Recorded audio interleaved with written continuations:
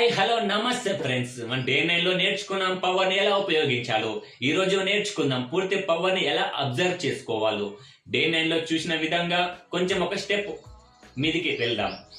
Day 10 లో మనం confidence level ని, ఫోకస్ ని ఎలా ఇంప్రూవ్ చేసుకోవాలి, ఇమాజినేషన్స్ ని ఎలా ఇంప్రూవ్ చేసుకోవాలో పూర్తిగా తెలుసుకుందాం. మంచి డీప్ బ్రీత్ తీసుకోండి, స్లోలీ ఐస్ క్లోజ్ చేయండి.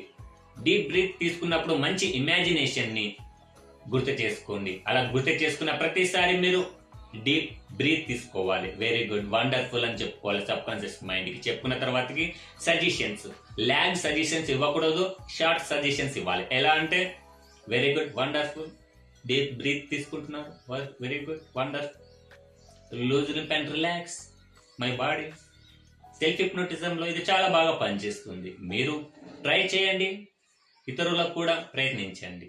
డే 9 లో నేర్చుకున్న విధంగా ఇప్పుడు మీరు సెల్ఫ్ హిప్నోటిజం ఇప్పుడు కాన్ఫిడెన్స్ గా చేయగలరు. నేను నమ్ముతున్నాను మీరు చేస్తారని. Thank you friends.